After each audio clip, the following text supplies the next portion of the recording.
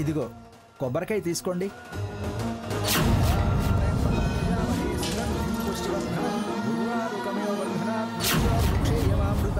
అయ్యా దండం పెట్టుకుని మొదటి కొబ్బరికాయ కొట్టండి.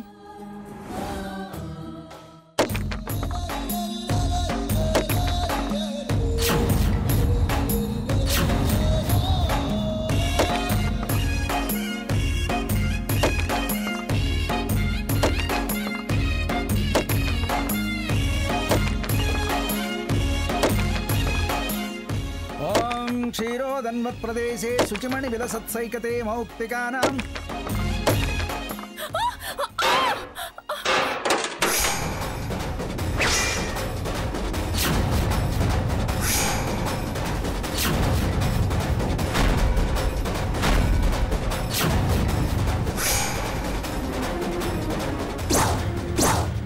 కళ్ళు కనపట్టలేదా?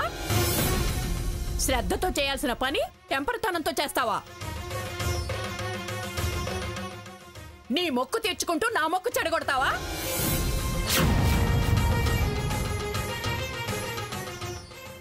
నేను ఏ పసుపు కుంకాలు కోరి ఈ మొక్కు తీర్చుకోవడానికి వచ్చానో, నీ మూలంగా ఎవరికి పసుపు కుంకాలు ఉన్నాయో వాళ్ళకి కీడు కొడుతుంది, అర్ధాంతరంగా పోతారు.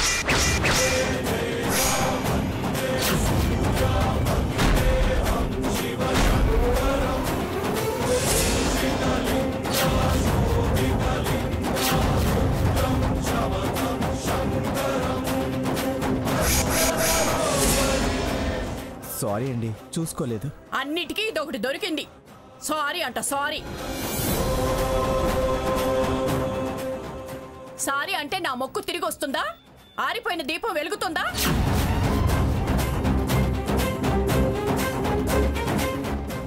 నేల పాలైన పసుపు కుంకాలు తిరిగి పళ్ళలోకి వస్తాయా? నేను నా మొగుడు బ్రతుకు కోసం మొక్కుకున్నాను.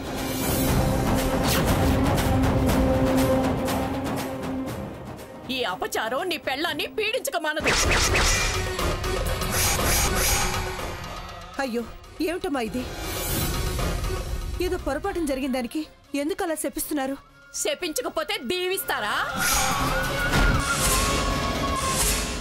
దేవుడు శిక్షించి తీరుతాడు.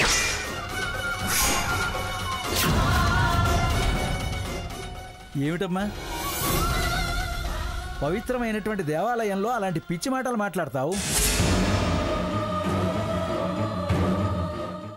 నీ నోరు మంచిది కాదు కాబట్టే, భక్తి శ్రద్ధలతో ఉండాల్సిన చోట పాడు మాటలు మాట్లాడుతున్నావు కాబట్టే ఆ దేవుడు నీకు మొక్కు తీర్చుకునే అర్హత లేకుండా చేశాడు. పుణ్యం మూట కట్టుకోవాల్సిన చోట పాడు మాటలు మాట్లాడుకు.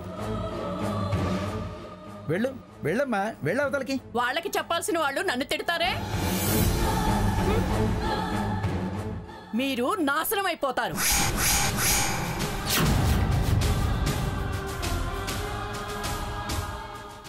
ఆవిడ అంతంత మాటలంది. నాకెందుకో భయంగా ఉంది పిన్ని.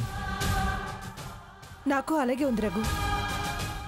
ఏంటి రఘురాం, అలాంటి వాళ్ళ మాటలు పట్టించుకుంటే ఎలా? ఏదైనా దేవుడి చేతిలో ఉంది. మనుషుల శాపనార్థాలకు మానులేం వరగవు. బాగా చెప్పావమ్మా. భయాలు మానేసి ముందు మొక్కు తీర్చుకోండి.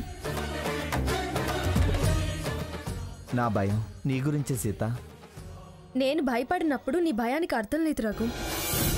సీత, నీకు ప్రమాదం అంటే వాడు భయపడకుండా ఎలా ఉంటాడు?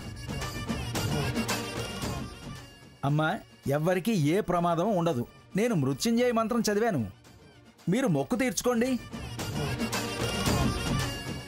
రఘు, కానివ్వు, ఏమీ జరగదన్నానుగా.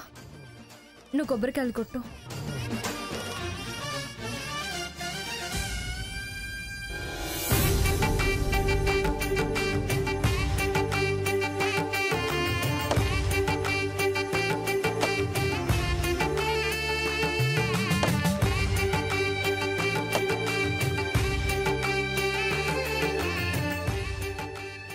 స్వామి, నేనెంతో ప్రేమతో మొక్కు తీర్చుకుందామని వచ్చాను. చిన్న అపచారం జరిగింది నా వల్ల.